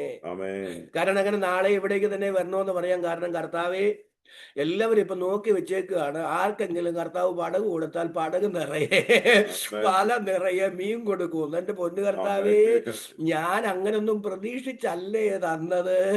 എന്റെ പടക് നിറയുമെന്നോ വല നിറയുമെന്നോ പ്രതീക്ഷിച്ചൊന്നും അല്ല ഞാൻ അങ്ങേക്ക് പടക് തന്നത്, അങ്ങയോടുള്ള സ്നേഹം കൊണ്ടാ. പക്ഷെ ചുറ്റുപാടുള്ളവരെല്ലാം ഇപ്പൊ ഇത് കണ്ടു, അങ്ങ് പടകിൽ കയറിയ പടക് നിറയും വല നിറയുമെന്ന്. അതുകൊണ്ട് നാളെ അങ്ങേ വിളിച്ചോണ്ട് പോകാനായിട്ട് എല്ലാവരും ഇങ്ങനെ തെക്കിത്തിരക്കി നിൽക്കും. എന്റെ പൊന്നു കർത്താവേ, ആ സമയത്ത് അങ്ങോട്ടെങ്ങും പോയിക്കൂടെ, അങ്ങോട്ടൊന്നും പോകല്ലേ, എന്റെ പടകിൽ തന്നെ കയറിക്കോണേ എന്ന് ഞാനാണേ പറഞ്ഞേനെ അല്ലേ? പക്ഷെ പത്രോസ് പറയാണ്, കർത്താവേ ഞാൻ പാപിയായൊരു മനുഷ്യനാണ്, എന്നെ വിട്ടുപോകണമേ. അതിന്റെ അർത്ഥം എന്താണെന്നറിയോ? എന്റെ പൊന്നു കർത്താവേ, എന്റെ യോഗ്യത കൊണ്ടൊന്നും എന്റെ പടക് നിറഞ്ഞതല്ല, അങ്ങയുടെ ഔദാര്യം കൊണ്ട് എന്റെ പടക് നിറഞ്ഞതാണ് എന്ന് കർത്താവിനോട് തൊഴുകയോടെ പറഞ്ഞ് വിധേയപ്പെടുകയാണ്. പ്രിയരെ, ദൈവമാണ് ഉയർത്തിയതെന്ന്, ദൈവമാണ് അനുഗ്രഹിച്ചതെന്ന്, ദൈവമാണ് ഇവരം വരെ കൊണ്ടുവന്നതെന്ന്, ദൈവമാണ് എന്റെ പടക് നിറച്ചതെന്ന്, എല്ലാം ദൈവത്തിന്റെ ഔദാര്യമാണെന്ന് പൂർണ്ണ ബോധ്യമുണ്ടെങ്കിൽ അഹങ്കാരത്തിന്റെ മത്തു പിടിക്കില്ല. ദൈവത്തെ പരമാർത്ഥതയോടെ സേവിക്കാനും ആരാധിക്കാനും അധികം അവരെ ഫോഴ്സ് ചെലുത്തേണ്ട കാര്യമില്ല. ആരും പ്രേരിപ്പിക്കാതെ തന്നെ ആ ബോധ്യത്തിൽ അവർ ദൈവത്തെ ആരാധിക്കും, ദൈവത്തെ സേവിക്കും, എന്റെ ദൈവത്തിന് മഹത്വം കൊടുക്കും. എന്നോട് ചേർന്ന് ആദരം തുറന്ന വാക്കിന് ആമേൻ പറയുന്ന എത്ര പേരുണ്ട്? അവർക്കായി ഞാൻ ദൈവത്തെ സ്തുതിക്കുന്നു. എല്ലാം ദൈവത്തിന്റെ ഔദാര്യമാണെന്ന് ഉറപ്പുണ്ടെങ്കിൽ അവർ ഉത്സാഹത്തിൽ മടുപ്പില്ലാതെ ആത്മാവിൽ എരിവുള്ളവരായി ദൈവത്തെ സേവിക്കും. അതിനൊരു അവസരം ദൈവം നമുക്ക് തരട്ടെ. ദൈവത്തിന് സ്തോത്രം. പ്രിയപ്പെട്ടവരെ, ഞാൻ ഒരു ചിന്തയൊന്ന് പറയാനായിട്ടാണ് ഈ ഇത്രയും ഭാഗം ഞാൻ വന്നതിന്റെ കാര്യം എന്നറിയാമോ? പത്രോസേ, നിന്റെ പടക് നിറഞ്ഞത്, നിന്റെ വല നിറഞ്ഞത് നിന്റെ പരിചയം കൊണ്ടല്ല, നിന്റെ അധ്വാനം കൊണ്ടല്ല, അതെല്ലാം വിഫലമായിടത്ത് എന്റെ ഔദാര്യം കൊണ്ടാണ് പടകും വലയും നിറഞ്ഞത്. പക്ഷേ ഞാനും നീയുമായുള്ള ബന്ധത്തിന്റെ തെളിവ്, പത്രോസേ, നിന്റെ പടക് നിറഞ്ഞതല്ല, നിന്റെ വല നിറഞ്ഞതല്ല, നീ എന്നിൽ നിന്ന് പ്രാപിക്കുന്ന കഴുകലാണ്. എത്ര പേർക്ക് ആദരം തുറന്ന് സന്തോഷത്തോടെ ആമേൻ പറയാൻ കഴിയും? പ്രിയപ്പെട്ടവരെ, ദൈവവുമായുള്ള ബന്ധത്തിന്റെ തെളിവ് ഭൗതിക നിറവല്ല, അതൊക്കെ ദൈവം തന്നതാണ്, അത് ദൈവത്തിന്റെ ഔദാര്യമാണ്. പക്ഷെ ഭക്തിയുടെ മാനദണ്ഡം എത്രമാത്രം ഭൗതിക നേട്ടം നിങ്ങൾക്കുണ്ടായെന്നുള്ളതല്ല, കർത്താവിങ്കൽ നിന്ന് കിട്ടുന്ന കഴുകലാണ്. എത്ര പേർക്ക് സന്തോഷത്തോടെ നാമേം പറയാൻ മനസ്സുണ്ട് പ്രിയരെ? അവർക്കായി ഞാൻ ദൈവത്തെ സ്തുതിക്കുന്നു. ഈ യാഥാർത്ഥ്യം ഞാനും നിങ്ങളും തിരിച്ചറിയണം. പ്രത്യേകിച്ച് ഈ കാലഘട്ടത്തിൽ നാം ആ യാഥാർത്ഥ്യം തിരിച്ചറിയണം. ദൈവത്തിന് സ്തോത്രം. ഞാൻ മറ്റൊരു ഉദാഹരണം കൂടെ പറഞ്ഞിട്ട് നമുക്ക് ഈ വിഷയത്തിലേക്ക് മടങ്ങി വരാം. കർത്താവ് 5 അപ്പവും 2 മീനും കൊണ്ട് സ്തോത്രം 5000 പുരുഷന്മാരെ പോഷിപ്പിച്ചല്ലോ. 5000 പുരുഷന്മാരെ പോഷിപ്പിച്ചിട്ട് 12 കൊട്ട മിച്ചം വന്നെന്ന. ആമേൻ. എത്ര പേർക്ക് സന്തോഷത്തോടെ ആമേൻ പറയാൻ പറ്റും? ഹല്ലേലൂയ. 12 കൊട്ട മിച്ചം വന്നു. വേറൊരു പ്രാവശ്യം മറ്റ് ഒന്നാണ്, പക്ഷെ ഇവിടെ 12 കൊട്ട. ഇതിന് മാത്രം ഞാൻ അങ്ങ് എടുക്കുക, ഒരു ആശയം പറയാന്. ആമേൻ. എന്താ ഈ 12 കൊട്ട മിച്ചം വരാൻ കാരണം? അത് 13 കൂടിയില്ല, 11 കുറഞ്ഞില്ല. എന്താ കൃത്യം 12 കൊട്ട തന്നെ മിച്ചം വന്നേ? ആമേൻ. എന്റെ ചെറിയൊരു വിശകലനം ഞാൻ പറയാം. വിളമ്പിയത് 12 പേരാ. വിളമ്പിയത് 12 പേരാ. അപ്പൊ ഈ വിളമ്പാൻ നേരത്തെ വിളമ്പുകയാണെങ്കിൽ ഓരോ കൊട്ട തരാമെന്ന് ആരോടും പറഞ്ഞില്ല. ആമേൻ. ഓരോ കൊട്ട കിട്ടുമെന്നുള്ള പ്രതീക്ഷയിലല്ല ആരും വിളമ്പിയതും. യെസ്. പ്രതിഫലേച്ഛ കൂടാതെ അവരെ ഏൽപ്പിച്ചത് അവര് വിശ്വസ്തയോടെ ചെയ്തു. ആമേൻ. ഈ ഏൽപ്പിച്ചത് വിശ്വസ്തയോടെ ചെയ്യുന്നവന് മിച്ചം കൊടുക്കുക ദൈവത്തിന്റെ നീതിയാണ്. ആമേൻ. എത്ര പേർക്ക് സന്തോഷത്തോടെ രാമയും പറയാൻ കഴിയും? ഏൽപ്പിച്ചത് പ്രതിഫലേച്ഛ കൂടാതെ വിശ്വസ്തയോടെ ചെയ്യുന്നവർക്ക് മിച്ചം കൊടുക്കുക ദൈവത്തിന്റെ നീതിയാണ്. തിരുവെഴുത്ത് പറയുന്ന ഒരു വാക്യം ശ്രദ്ധിച്ചിട്ടുണ്ടോ? വിശ്വസ്തത ഭൂമിയിൽ നിന്ന് മുളയ്ക്കുന്നു, നീതി സ്വർഗത്തിൽ നിന്ന് നോക്കുന്നു. അപ്പൊ പ്രതിഫലേച്ഛ കൂടാതെ ഏൽപ്പിക്കുന്നത് വിശ്വസ്തയോടെ ചെയ്യണം. അവർക്ക് മിച്ചം കൊടുക്കുക ദൈവത്തിന്റെ നീതിയാണ്. എന്റെ ദൈവം ആർക്കും കടക്കാരനല്ല. എത്ര പേർക്ക് ആമേൻ പറയാൻ കഴിയും? എന്റെ ദൈവം ആർക്കും കടക്കാരനല്ല. എന്റെ ദൈവം ആർക്കും ബാധ്യതയല്ല. ഞാൻ ഒരു ഉദാഹരണം പഴയ നിയമത്തിൽ ഇതിനോടൊന്ന് ചേർത്ത് വെച്ചിട്ട് അങ്ങോട്ട് വരാം.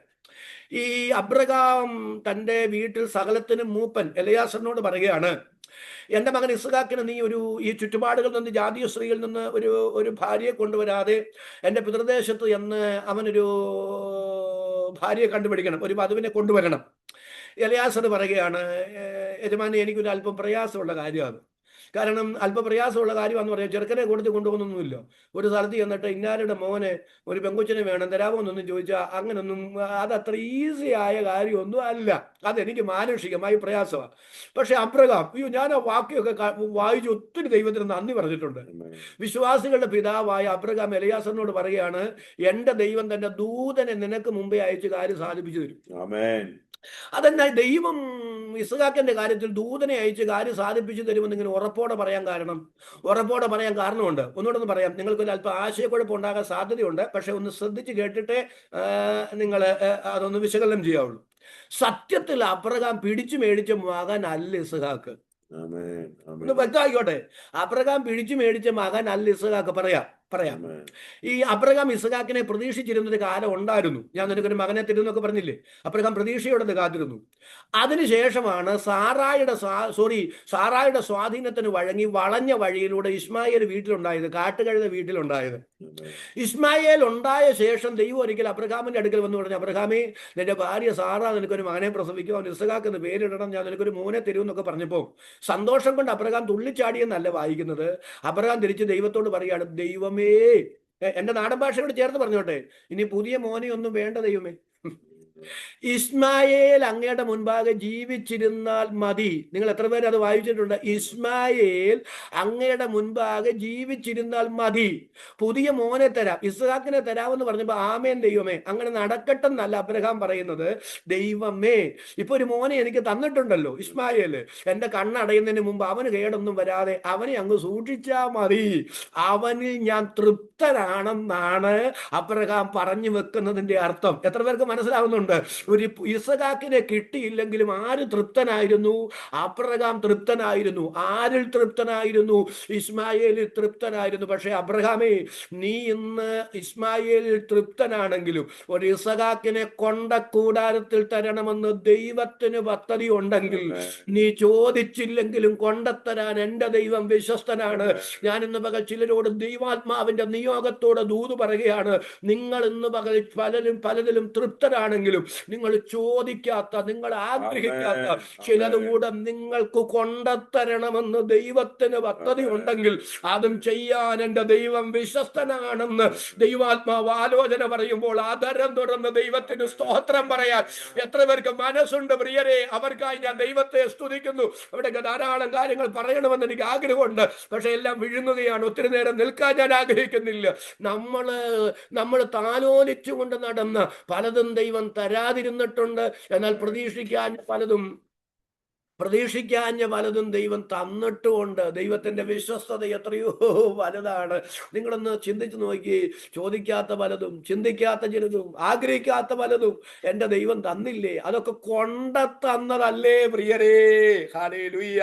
എത്ര പേർക്ക് രണ്ട് കരവും ഉയർത്തി അധരങ്ങൾ തുറന്ന് ദൈവത്തിനൊന്ന് സ്തോത്രം ചെയ്തിട്ട് പറയാൻ കഴിയും? അതെ, എല്ലാം ദൈവത്തിന്റെ ഔദാര്യമാണ്, ദൈവം കൊണ്ടുവന്ന് തന്നതാണ്. അവിടെ ഒരു ചിന്തയൊന്ന് പറയാനായിട്ടാണ്. അപ്പൊ ഇസ്മായേലിൽ അബ്രഹാം തൃപ്തനായിരുന്നു. പക്ഷേ ഇസ്ഹാക്കിനെ അബ്രഹാമിനെ ദൈവത്തിന് സ്തോത്രം കൊടുത്തു. അപ്പൊ അബ്രഹാമിന് ഉറപ്പുണ്ട്, ദൈവമേ, ഞാൻ പോലും ആഗ്രഹിക്കാതിരുന്നിട്ട്, ഹല്ലേലൂയ, ഞാൻ ഇസ്മായേലിൽ തൃപ്തനായിരുന്നിട്ട് ഇവൻ ജനിക്കുന്നതിന് മുമ്പ് ഇവന്റെ പേര് ഇസഹാക്കെന്നായിരിക്കണമെന്ന് പറഞ്ഞ് അത്ര കൃത്യതയോടെ അവനെ കുറിച്ചുള്ള വാഗ്ദത്തങ്ങൾ എന്നോട് പറഞ്ഞ് എൻ്റെ ദൈവം അവനെ കൊണ്ടുവന്ന് തന്നതാണെങ്കിൽ അവന്റെ ഭാവിയുടെ വിഷയത്തിൽ ഒരിക്കലും ഒരു ദൈവപ്രവൃത്തി വെളിപ്പെടാതെ പോകില്ല. ഇവൻ ഭാവിയുടെ വിഷയത്തിൽ തന്റെ ദൂതനെ അയച്ചെന്റെ ദൈവം ഇടപെടുമെന്ന് വിശ്വാസികളുടെ പിതാവിന് ഉറപ്പുണ്ടായിരുന്നത് കൊണ്ടാ പറയുന്നത്, എന്റെ ദൈവം തന്റെ ദൂതനെ അയച്ച് കാര്യം നിനക്ക് സാധിപ്പിച്ചു തരും. ഒരുമിച്ചൊന്ന് സങ്കടം പറഞ്ഞ് സ്തോത്രം ചെയ്ത് പറ. കുടുംബം തന്നത് ദൈവമാണെങ്കിൽ, കുഞ്ഞുങ്ങളെ തന്നത് ദൈവമാണെങ്കിൽ, കൊണ്ടുവന്നത് ദൈവമാണെങ്കിൽ, ഇവിടെ നടത്തിയത് ദൈവമാണെങ്കിൽ, ഈ ദൈവം എന്നും എന്തെങ്കിലും എന്റെ ദൈവമാണ്. എനിക്ക് വേണ്ടി, എന്റെ തലമുറയ്ക്ക് വേണ്ടി, അവരുടെ ഭാവിക്ക് വേണ്ടി, എന്റെ നാളുകൾക്ക് വേണ്ടി, എന്റെ ജോലിക്ക് വേണ്ടി എന്റെ ദൈവം ചെയ്യേണ്ടതെല്ലാം അത്ഭുതകരമായി സമയത്ത് ചെയ്യാൻ വിശ്വസ്തനായ ദൈവമാണ്. ഇത് ചിലരെ പരിശുദ്ധാത്മാവ് ഇന്ന് പകൽ വചനം കൊണ്ട് ഉറപ്പിക്കുകയാണ് കേട്ടോ, ധൈര്യപ്പെടുത്തുകയാണ് കേട്ടോ. ചിലരോട് ദൈവാലോചന വിളിച്ചു പറയുകയാണ്. ദൈവത്തിന് സ്തോത്രം. അങ്ങനെ എലയാസർ പുറപ്പെടുകയാണ്. ദൈവം തന്നെ ദൂതനെ അയക്കുമെന്ന് അബ്രഹാം പറഞ്ഞ് എലയാസർ പുറപ്പെടുന്നു. ശ്രദ്ധിക്കുക പ്രിയരെ, പത്തനാരാമിലേക്ക് പ്രവേശിക്കുകയാണ്. അവിടെ ഒരു കിണറുണ്ട് കേട്ടോ. അതിന് സമീപത്ത് നിന്ന് എലയാസർ ഒരൊറ്റ പ്രാർത്ഥന, ദൈവമേ, ഈ പട്ടണത്തിലെ കന്യകമാരെല്ലാം വെള്ളം കോരാൻ വരുന്ന സമയമാണ്. ആ സമയത്ത് ഞാൻ ഒരു യുവതിയോട് ചോദിക്കും, എനിക്കൊരല്പം വെള്ളം തരാമോ എന്ന്, വെള്ളം കുടിക്കാൻ തരാമോ എന്ന് ചോദിക്കുമ്പോൾ അവൾ പറയാതിരിക്കട്ടെ, താങ്കൾക്ക് മാത്രമല്ല താങ്കളുടെ ഒട്ടകങ്ങൾക്കും തരാം എന്ന് പറഞ്ഞാൽ അവളായിരിക്കട്ടെ എൻ്റെ യജമാനനായ അബ്രഹാമിന്റെ മകൻ ഇസഹാക്കിന് വേണ്ടി ദൈവം നിയമിച്ചവൾ. എത്ര പേർക്ക് ഒരു ആമേൻ പറയാൻ കഴിയും? ആരെയെങ്കിലും തേടി പിടിച്ചോണ്ട് പോവുകയല്ല, ദൈവം നിയമിച്ച ആളെ തന്നെ കിട്ടണം. എലയാസറിന് നിർബന്ധ ബുദ്ധി ഉണ്ടായിരുന്നു. പ്രിയപ്പെട്ടവരെ, ഒന്ന് സ്തോത്രം ചെയ്തൊന്ന് പറഞ്ഞ്, കർത്താവെ, എനിക്ക് ഇഷ്ടപ്പെട്ടതെല്ലാം തരണമെന്നല്ല, അത് ജോലിയാണേലും അത് ജീവിതത്തിന്റെ എന്താണെങ്കിലും ഞാൻ ചോദിക്കുന്നതല്ല, എനിക്ക് ഇഷ്ടപ്പെട്ടതെല്ലാം തരണമെന്നല്ല, ദൈവത്തിന് ഹിതമുള്ളത് തരണമെന്ന് ഇന്ന് പകൽ സ്തോത്രം ചെയ്ത് പ്രാർത്ഥിക്കുന്ന എത്ര പേരുണ്ട്? പലരും കുഴഞ്ഞു പറയുന്നത് എന്താണെന്നറിയാവോ? നമ്മൾ ദൈവത്തിൽ സമ്മർദ്ദം ചെലുത്തി നമുക്ക് ഇഷ്ടമുള്ളതെല്ലാം മേടിക്കാനായിട്ട് നമ്മളിങ്ങനെ പരിശ്രമിക്കുകയാണ്. പക്ഷെ അതൊരു വികലമായ ആത്മീയതയാണ് പ്രിയരെ. അതല്ല, എനിക്ക് ഇഷ്ടമുള്ളതെല്ലാം ദൈവം തരണമെന്നല്ല, ദൈവത്തിന് ഹിതമുള്ളത് എനിക്ക് തരണമെന്ന്, അതെനിക്ക് മതിയെന്ന് ആദരം തുറന്നൊന്ന് സ്തോത്രം ചെയ്ത് പറയാൻ മനസ്സുള്ള എത്ര പേരുണ്ട്? അവർക്കായി ഞാൻ ദൈവത്തെ സ്തുതിക്കുന്നു. എലയാസർ ഇവിടെ പറയുന്നത്, ദൈവത്താൽ നിയമിക്കപ്പെട്ടവളാണോ, അവളെ കാട്ടിത്തരണേ. എനിക്ക് എന്നെ ആവേശഭരിതനാക്കുന്ന ഒരു ചിന്ത അവിടെ ഉണ്ട് കേട്ടോ. ഉടനെ റിബേക്ക, അങ്ങനെ ഒരു പദം അവിടെ ഉണ്ട്. ഉടനെ റിബേക്ക എന്നൊരു പദമുണ്ട്. എത്ര പേർക്ക് ആമേൻ പറയാൻ കഴിയും? ഉടനെ റിബേക്ക എന്ന് പറഞ്ഞാൽ അർത്ഥം എന്താണെന്നറിയാവോ? എലയാസർ ഇങ്ങനെ പ്രാർത്ഥിച്ച തീർന്ന ഉടനെ മറുപടി മുന്നിൽ വന്നു നിന്നു എന്ന് എഴുതി വെച്ചു. അടിയന്തരമായി ദൈവം ഇടപെട്ടാലേ ചില വിഷയങ്ങൾക്ക് നീക്കുപോക്കുള്ളൂ എന്നുണ്ടെങ്കിൽ നിങ്ങൾ പ്രതീക്ഷിക്കുന്നതിനേക്കാൾ വേഗതയിൽ ചില മറുപടികൾ നിങ്ങളുടെ മുമ്പിൽ വന്ന് ദൈവം നിർത്താൻ പോവുകയാണ്. എത്ര പേർക്ക് സന്തോഷത്തോടെ ആമേൻ പറയാൻ കഴിയും? പരിശുദ്ധാത്മാവ് ഇന്ന് പകൽ എന്നോട് പറയുന്നു, പ്രതീക്ഷിക്കുന്നതിനേക്കാൾ വേഗതയിൽ ചില മറുപടികൾ നിങ്ങളുടെ മുമ്പിൽ വന്ന് നിൽക്കാൻ പോകുകയാണ്. യേശുവിന്റെ നാമത്തിൽ അങ്ങനെ സംഭവിക്കട്ടെ. വിശ്വസിക്കുന്നവർക്ക് വേണ്ടി വ്യാപരിക്കുന്ന ദൈവശക്തി എന്റെ മാന്യ സഹോദരി ആ വിഷയത്തിൽ, എന്റെ മാന്യ സഹോദരി ആ വിഷയത്തിൽ ഇനി നിങ്ങൾ അധികം വീർപ്പ് മുട്ടേണ്ടി വരില്ല. അതിന്റെ പരിഹാരം, ഉത്തരം അനധി വിദൂര ഭാവിയിൽ അല്ല, ഉടനെ നിങ്ങൾ ചിന്തിക്കുന്നതിനേക്കാൾ വേഗതയിൽ നിങ്ങളുടെ മുമ്പിൽ വന്ന് നിൽക്കാൻ പോകുന്നു. എത്ര പേർക്ക് സന്തോഷത്തോടെ ആമേൻ പറയാൻ കഴിയും? ആ ദൈവ ശബ്ദത്തിന് ഞാൻ നന്ദി പറയുകയാണ്. ഹല്ലേലൂയ. എലിയാസർ അവളെ കണ്ടപ്പോൾ ചോദിച്ചു, അല്പം വെള്ളം കുടിക്കാൻ തരാമോ? വേഗത്തിൽ തോളിൽ നിന്ന് പാത്രം ഇറക്കിയെന്ന ഞാൻ ആ അധ്യായം നിങ്ങൾ വീട്ടിൽ ചെന്ന് വായിക്കണം. ഉൽപ്പത്തി 24 കേട്ടോ, പല പ്രാവശ്യം വേഗത്തിൽ വേഗത്തിൽ വേഗത്തിൽ എന്ന് എഴുതിയിട്ടുണ്ട്. വേഗത്തിൽ പാത്രം ഇറക്കി ഈ അബ്രഹാമിന്റെ ദാസനായ എലിയാസറിന് കുടിക്കാൻ കൊടുത്തു. അടുത്തത് പറയാണേ, താങ്കൾക്ക് മാത്രമല്ലെന്നേ, താങ്കളുടെ ഒട്ടകങ്ങൾക്കും കൂടെ തരാം. നന്ദിയോടെ രാമൻ പറയാവോ? താങ്കളുടെ ഒട്ടകങ്ങൾക്കും കൂടെ തരാം. ഈ എലിയാസർ പറഞ്ഞതൊന്നും ഈ പെങ്കൊച്ചു കേട്ടില്ല. ദൈവം എല്ലാം നന്നായി ചെയ്യും. രാമൻ എന്ന് സന്തോഷത്തോടെ പറയാവോ? ദൈവം എല്ലാം നന്നായി ചെയ്യും, നന്നായി ചെയ്യും. ദൈവം വിശ്വസ്തന. ഈ ദൈവത്തെ അങ്ങ് വിശ്വസിച്ചാൽ മതി, ഈ ദൈവത്തെ അങ്ങ് സേവിച്ചാൽ മതി, ഈ ദൈവത്തെ അങ്ങ് പിൻപറ്റിയാൽ മതി. എന്റെ ദൈവം എല്ലാം നന്നായി ചെയ്യും, സമയത്ത് ചെയ്യും. ദൈവത്തിന് മാത്രമേ അങ്ങനെ ചെയ്യാൻ കഴിയൂ. എന്റെ ദൈവം വിശ്വസ്തനായ ദൈവമാണ്. ഇത്ര നല്ലൊരു ദൈവത്തെ സേവിക്കാൻ ദൈവം നമുക്ക് ഭാഗ്യം തന്നല്ലോ പ്രിയരേ. ദൈവത്തിന്റെ വിശ്വസ്തതയ്ക്കായി ഞാൻ ദൈവത്തെ ആരാധിക്കുന്നു. ദൈവത്തിന്റെ സ്തോത്രം. അപ്പോൾ പറയുകയാണ്, താങ്കൾക്ക് മാത്രമല്ല, താങ്കളുടെ ഒട്ടകങ്ങൾക്ക് കൂടെ തരാം. ഒന്നും രണ്ടും ഒട്ടകം ഒന്നും അല്ല കേട്ടോ, 10 ഒട്ടകങ്ങളാണ് നിരന്ന് നിൽക്കുന്നത്. എത്ര പേർക്ക് മനസ്സിലാവുന്നുണ്ട്? ഒന്നും രണ്ടും ഒട്ടകമല്ല, 10 ഒട്ടകങ്ങൾ നിരന്ന് നിൽക്കുകയാണ്. ഇനി നിങ്ങൾ ശ്രദ്ധിച്ച്, സമയം എപ്പോഴാണെന്നറിയാവോ? സന്ധ്യാസമയ അല്ലേ? ഉൽപ്പത്തി 24 അവിടെ രേഖപ്പെടുത്തിയിട്ടുണ്ട്, സന്ധ്യാസമയമാണ്.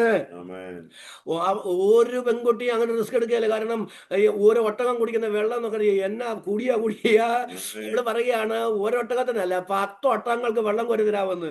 അടുത്തത് വേഗത്തിൽ അവൾ ഓടി. വേഗത്തിൽ അവൾ, അന്നത്തെ കിണറുകൾ എന്ന് പറഞ്ഞാൽ പടവുകൾ ചവിട്ടി ഇറങ്ങണം, എന്നിട്ട് വെള്ളം കോരി പടവുകൾ ചവിട്ടി കയറണം. അവൾ വേഗത്തിൽ ഇറങ്ങി, വേഗത്തിൽ ഓടി. ഒന്നൊരു നല്ല രാമയും പറഞ്ഞു, അവള് എന്തിനാ വേഗത്തിൽ ഓടുന്നേ?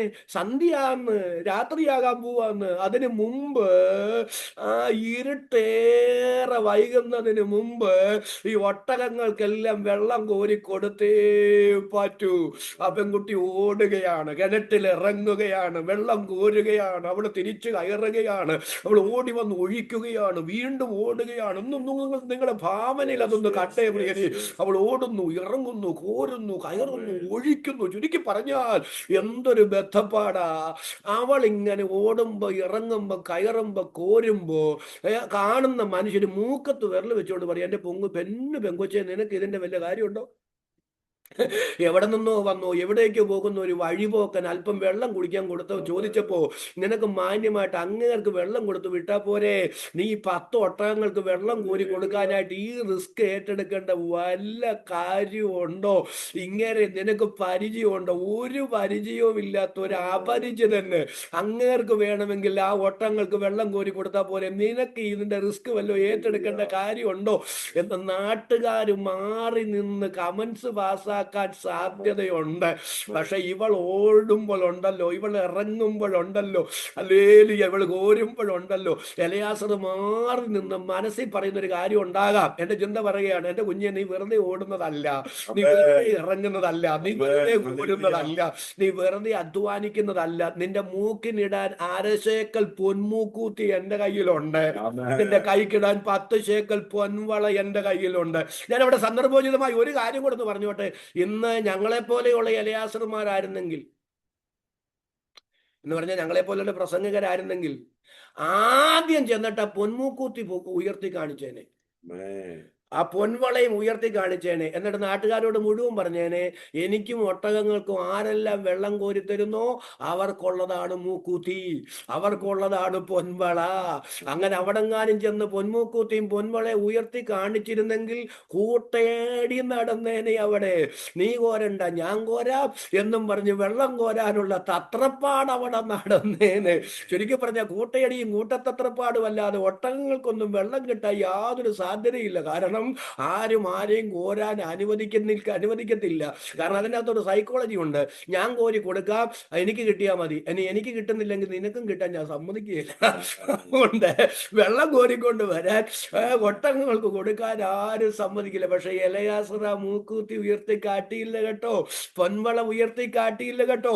ആ മൂക്കൂത്തിയുടെയും പൊൻവളയുടെയും തിളക്കം കണ്ട് അത് കിട്ടാനല്ല കേട്ടോ റിബേക്ക ഓടിയതും ഇറങ്ങിയതും വെള്ളം കോരിയതും.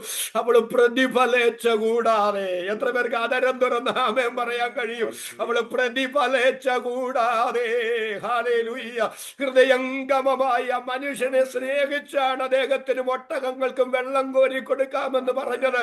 പക്ഷെ അങ്ങനെ പ്രതിഫലേച്ഛ കൂടാതെ അത് ചെയ്തവൾക്ക് 1/2 ശേക്കൽ പൊന്മൂക്കൂത്തിയും 10 ശേക്കൽ തൂക്കമുള്ള പൊൻവളയും കൊടുത്തുകൊണ്ട് എലിയാസർ അവളെ ആദരിച്ചെങ്കിൽ ഇന്ന് പകൽ ഞാൻ വിളിച്ചു പറയാം പ്രിയരെ, ഹല്ലേലൂയ, ഒരുമിച്ചൊരു ആമേൻ പറഞ്ഞു പറ. വിശ്വസ്തത ഭൂമിയിൽ നിന്നും മുളയ്ക്കുന്നു, നീതി സ്വർഗത്തിൽ നിന്നും നോക്കുന്നു. ദൈവത്തെ സേവിക്കുന്നത് നമുക്കൊരു നഷ്ടമല്ല, അധികത്തിലും പരത്തിലും അനുഗ്രഹമാണെന്ന് തിരിച്ചറിഞ്ഞ് ആദരം തുറന്ന് ദൈവത്തിന് ആമേൻ പറയുന്ന എത്ര പേരുണ്ട്? അതുകൊണ്ട് ഞാൻ ആവർത്തിച്ചു പറയുന്ന, അവകാശം എന്ന പ്രതിഫലം കർത്താവ് തരുമെന്നറിഞ്ഞ് കർത്താവിന്റെ വേലയിൽ വർദ്ധിച്ചു വരണം. എന്റെ ദൈവം ആർക്കും കടക്കാരനല്ല, എന്റെ ദൈവം ആർക്കും ബാധ്യതയല്ല. എന്റെ ദൈവം വിശ്വസ്തനായ ദൈവമാണ്, വിശ്വസ്തനായ. പെന്തക്കോസ്തിന്റെ ഒക്കെ ആരംഭകാലത്തെ എന്തൊരു പ്രയാസമായിരുന്നു പ്രിയരെ. നമ്മുടെ പ്രിയ മാതാപിതാക്കൾ, നമ്മുടെ പിതാക്കന്മാർ, മാതാക്കൾ അനുഭവിച്ച വേദനകൾ, തിക്താനുഭവങ്ങൾ, ഒറ്റപ്പെടുത്തപ്പെടലുകൾ, ലോകപ്രകാരം ഏറ്റവും വലിയതെന്ന് ചിന്തിച്ച പലതിനോടും വിട പറഞ്ഞു. അന്ന് നാട്ടുകാർ മൂക്കത്ത് വിരൽ വെച്ചോണ്ട് ചോദിച്ചു, നിന്റെ മക്കളെ എവിടെ വിവാഹം കഴിച്ചു വിടും? അവരുടെ ഭാവി എന്താകും? ഇന്നിപ്പോ നമ്മളുടെ എല്ലാവരും ഒക്കെ വീഴുമ്പോൾ പറയുന്നത് പോലെ നമ്മൾ ഇന്ന് വലിയ സമൂഹ വോട്ട് വാങ്ങിക്കാന്നൊക്കെയാ പറയുന്നത്. ഞാൻ അതിനെ ഒന്നും എതിർക്കുന്നില്ല കേട്ടോ. 100 പേരുള്ളിടത്തേക്ക് ഒരു ആമേൻ പറഞ്ഞ എന്നോടൊന്ന് വരണേ. 100 പേരുള്ളിടത്തേക്ക് ഒരാൾ ഇറങ്ങി വരാൻ ഇന്ന് ബന്ധപ്പാടില്ല. കാരണം ഇന്ന് അവരുടെ ഒരു കാര്യത്തിന് നമുക്കും കൂടാൻ ഒരു സമൂഹമായി നമ്മളും വളർന്നു. പക്ഷെ ഇതിന്റെ ആരംഭകാലത്ത് ഒരു ദേശത്തൊരു ഒരു വേല ആരംഭിക്കുമ്പോൾ ആരോരുമില്ലാത്ത ഒരു ദേശത്ത് ഒരു പുതിയ പ്രവർത്തനം ആരംഭിച്ച് ഒരു പുതിയ ആൾ ഇറങ്ങി വരുന്നത് നിങ്ങൾ നോർത്തേ. അവരുടെ ഒരു കാര്യത്തിന് സഹകരിക്കാൻ ആളുണ്ടോ? സമൂഹം മുഴുവൻ എതിരല്ലേ? അവരോട് സഹകരിക്കാൻ ആരാ ഉള്ളത്? മക്കളെ എവിടെ വിവാഹം കഴിച്ചു വിടും? അവരുടെ ഭാവി എന്താകും? ഒരാവശ്യം എങ്ങനെ നടക്കും? അന്നത്തെ ഏറ്റവും വലിയ പ്രശ്നമായിരുന്നു സെമിത്തേരി എന്നൊക്കെ പറയുന്നത്. എത്ര പേര് മരിച്ചിട്ട് സ്വന്തം പുരയിടത്തിൽ അടക്കേണ്ടി വന്നു പ്രിയപ്പെട്ടവരെ. എന്നിട്ട് അവര് ഹോളിൽ പോയി ആരാധന കഴിഞ്ഞു വന്നപ്പോൾ മൃതശരീരങ്ങൾ മാന്തി വീടിന് മുറ്റത്ത് വെച്ച് അവരെ അവഹേളിച്ച ഒരു കാലം പെന്തക്കോസ്തിന് കേരളത്തിൽ ഉണ്ടായിട്ടുണ്ട്. അങ്ങനെ തീയിൽ കുരുത്തൊരു മാർഗമാണ്, അത്രമാത്രം വില കൊടുത്തൊരു മാർഗമാണ് ഈ മാർഗം. എത്ര ത്യാഗമാണ് നമ്മുടെ പിതാക്കന്മാർ, മാതാക്കൾ സഹിച്ചത്. എന്നോട് ചേർന്ന് ആമേൻ പറയുന്ന എത്ര പേരുണ്ട് പ്രിയരെ? അവർക്കായി ഞാൻ ദൈവത്തെ സ്തുതിക്കുന്നു. അപ്പൊ ഞാൻ പറഞ്ഞത് മക്കൾ അനുഗ്രഹിക്കപ്പെടുമെന്നോ വിദേശ രാജ്യം സിംഗപ്പൂരെന്നോ അവർക്ക് അറിയുമായിരുന്നില്ല. ഓസ്ട്രേലിയ, മെൽബൺ, അമേരിക്ക, കാനഡ, അല്ലേ, അമേരിക്ക, കാലിഫോർണിയ, കാനഡ, ടൊറോണ്ടോ, ഇതൊന്നും അവരറിഞ്ഞില്ല. അവരുടെ നാവിൽ ഇതൊന്നും വഴങ്ങുമായിരുന്നില്ല. പക്ഷേ സുവിശേഷത്തിന്റെ സത്യം അവരുടെ അകത്ത് കത്തിയപ്പോൾ ഉണ്ടല്ലോ, ഇത് സത്യമാണെന്ന് തിരിച്ചറിഞ്ഞ് പാഴി എന്നോർക്കാതെ ആഴമാരായാതെ മക്കളുടെ ഭാവി പോലും എന്താകും, മരിച്ചാൽ അവിടെ കുഴിച്ചിടുമെന്ന് പോലും ചിന്തിക്കാതെ, മുമ്പും പിമ്പും ചിന്തിക്കാതെ അറിഞ്ഞ സത്യത്തിന് വേണ്ടി കർത്താവിന്റെ കയ്യിലോട്ട് അവരുടെ ജീവിതത്തെയും അവരുടെ കുഞ്ഞുങ്ങളെയും സമർപ്പിച്ച് എന്റെ ദൈവത്തിന് വേണ്ടി അവർ ഇറങ്ങി. പക്ഷെ ആർക്കും കടക്കാരനല്ലാത്ത, ആർക്കും ബാധ്യതയല്ലാത്ത ദൈവം അവരെ മറന്നില്ല പ്രിയരെ. അവരുടെ കുഞ്ഞുങ്ങളെ മറന്നില്ല പ്രിയരെ. നിന്റെ മക്കളുടെ ഭാവി എന്താകും? മക്കളെ എവിടെ വിവാഹം കഴിച്ചു വിടുമെന്ന് ചോദിച്ചവരുടെ ഒക്കെ നടുവിൽ കരയും കടലും കടത്തി രാജ്യങ്ങളുടെ വാതിലുകൾ തുറന്ന് വിദ്യാഭ്യാസത്തിനും കഴിവിനും യോഗ്യതയ്ക്കും അപ്പുറത്ത് അവരെയൊക്കെ ആദരിച്ച് തന്റെ ഭക്തന്മാരോടുള്ള വിശ്വസ്തത വെളിപ്പെടുത്തിയ ഒരു ദൈവമാണ് നാം സ്തോത്രം ചെയ്ത് ആരാധിക്കുന്ന ദൈവമെങ്കിൽ ലഭിച്ച ദൈവമക്കൾ ഒരുമിച്ച് വിളിച്ചു പറ, നമ്മുടെ ദൈവമാർക്കും കടക്കാരനല്ല, നമ്മുടെ ദൈവമാർക്കും ബാധ്യതയല്ല. എന്നോട് ചേർന്ന് ചങ്കൂറ്റത്തോടെ ആ വാക്കിന് ആമേൻ പറയുന്ന എത്ര പേരുണ്ട്? അവർക്കായി ഞാൻ ദൈവത്തെ സ്തുതിക്കുന്നു. ദൈവത്തിന് നന്ദി. ഞാൻ എന്റെ വാക്കുകൾ ഇനി ഉപസംഹരിക്കാൻ പോവുകയാണ്. കാരണം ഏതായാലും നമുക്ക് ഈ വിഷയം തീരുകയില്ല. അതുകൊണ്ട് ഞാൻ വേഗത്തിൽ എൻ്റെ വാക്കുകൾ ഉപസംഹരിക്കാൻ, 2 മീറ്റിങ്ങിൽ കൂടി പ്രസംഗിക്കണ്ടേ, അതുകൊണ്ട് എൻ്റെ ശബ്ദം ത്തിൻ്റെ ഒരു പ്രയാസമുണ്ട്. അതുകൊണ്ട് വേണം എന്നുള്ളത് കൊണ്ട് ദൈവത്തിന് നന്ദി. സത്യം പറഞ്ഞാൽ സൂം ആണെങ്കിൽ ഞാൻ സൂമിൽ അല്ലെന്ന പോലെയാണ്, നിങ്ങൾ നിന്ന് പ്രസംഗിക്കുന്ന പോലെയാണ് വചനം പ്രസംഗിക്കുക. അതുകൊണ്ട് ഞാൻ എൻ്റെ വാക്കുകൾ ഇവിടെ നിർത്താം. ദൈവത്തിന് സ്തോത്രം. അപ്പോൾ വിശ്വസ്തത ഭൂമിയിൽ നിന്ന് മുളയ്ക്കുന്നു, നീതി സ്വർഗത്തിൽ നിന്ന് നോക്കുന്നു. ഇനി നമുക്ക് പത്രോസിന്റെ കാര്യത്തിലേക്ക് വരാം.